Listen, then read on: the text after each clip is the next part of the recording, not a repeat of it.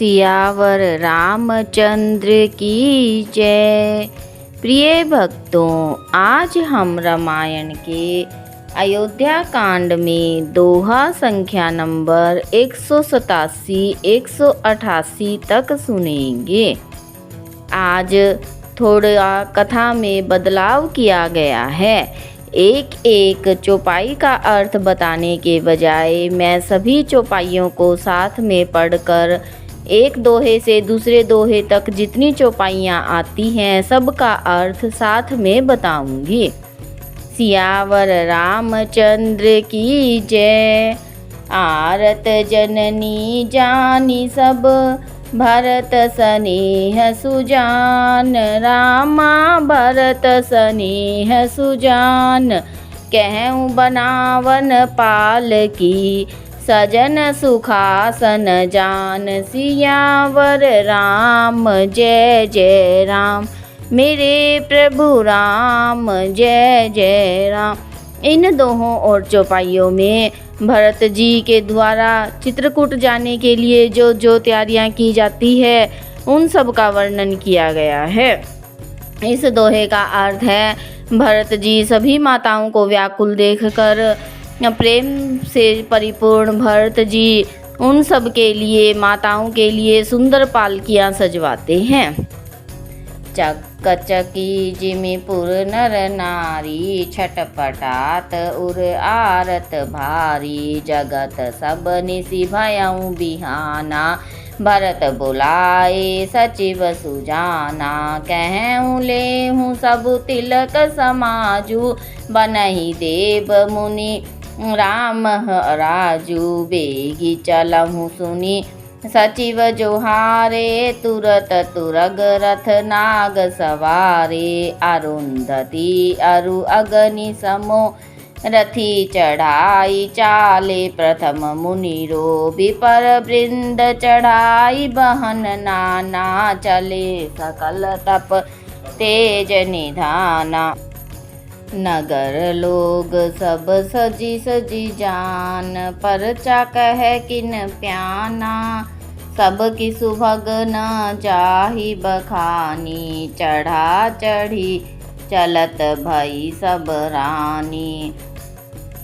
सौंपी नगर सूची निसादर, सकल चले सुमरी राम सिय चरण। तब चले भरत दो भाई, सियावर राम जय जय राम, मेरे प्रभु राम जय जय राम।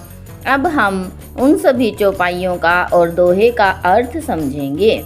इन चौपाइयों का अर्थ है, सभी स्त्री पुरुषों ने वह रात अपने साथियों की उपस्थिति से बेखबर होकर हृदय में वेदना और भोर के लिए बेचैन होकर जागते हुए गुजारी। जैसे मादा और नर चक्रवाक पक्षी अपनी रातें बिताते हैं, रात भर जागते जागते उन्हें पो फटने को देखा। तब भरत ने अपने समझदार और जिम्मेदार मंत्रियों को बुलाया और उनसे जंगल में ही मुनि वशिष्ठ द्वारा तिलक समारोह के प्रदर्शन के लिए आवश्यक सभी वस्तुओं और सामान को इकट्ठा करने को कहा, जिससे श्री राम जी को अयोध्या के सिंहासन पर बैठाया जा सके और जल्द से जल्द आने की व्यवस्था की जा सके। बदले में मंत्रियों ने सहायकों को संदेश भेजा और रथ, घोड़े, हाथी आदि यात्रा के लिए तेजी से तैयार किए गए।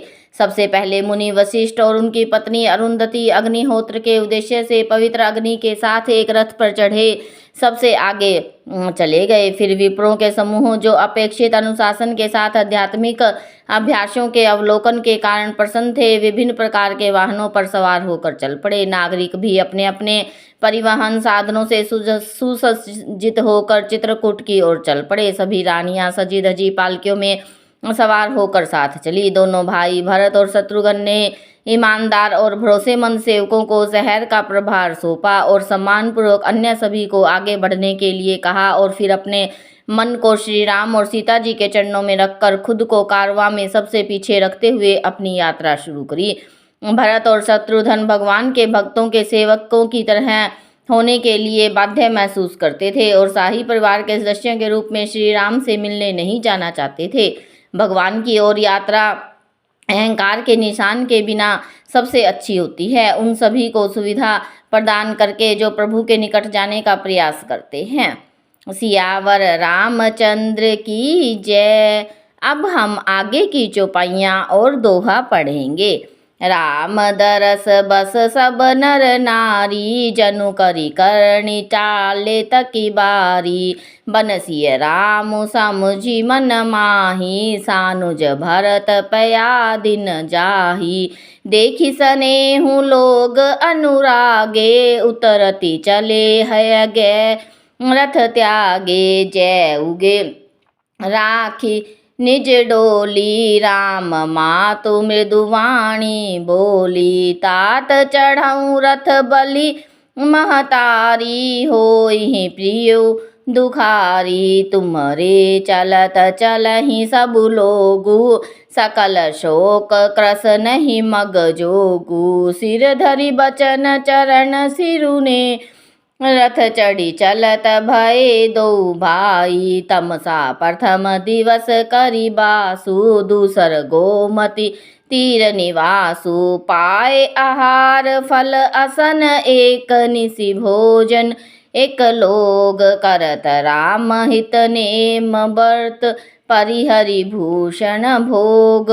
इन चौपाइयों का अर्थ है, श्री राम जी के दर्शन की अभिलाषा से सभी स्त्री पुरुष आगे बढ़े। जैसे प्यासे नर मादा हाथी एक दूसरे में रुचि न लेकर जल स्रोत का पता लगाकर उसकी ओर बढ़ते रहते हैं, अर्थात सभी का ध्यान केवल जल स्रोत के दर्शन की ओर ही था। भगवान यह मानसिक संरचना उनके साथ एकाकार होने के लिए आवश्यक है। भरत अपने छोटे भाई शत्रुघ्न के साथ यह सोचकर पैदल ही आगे बढ़ते रहे कि सीता और श्री राम जी के पास भी वन में जाने के लिए कोई अन्य साधन नहीं है, इसलिए उन्हें उपलब्ध साधनों का उपयोग नहीं करना चाहिए। जब अन्य लोगों ने उन्हें पैदल जाते देखा तो उन्होंने श्री राम जी के प्रति उनके प्रेम की सराहना की और बहुत भावुक हो गए। घोड़ों, हाथियों और वाहनों से उतरकर उनका अनुसरण करने लगे। माता कौशल्या अपने पुत्रों और प्रजा को इस प्रकार कष्ट सहते हुए नहीं देख सकती थी, इसलिए उन्होंने अपनी पालकी भरत के पास रखवा दी और धीरे से उनसे बोली, हे पुत्र, मैं अपने जीवन की शपथ लेती हूँ और एक माँ होने के नाते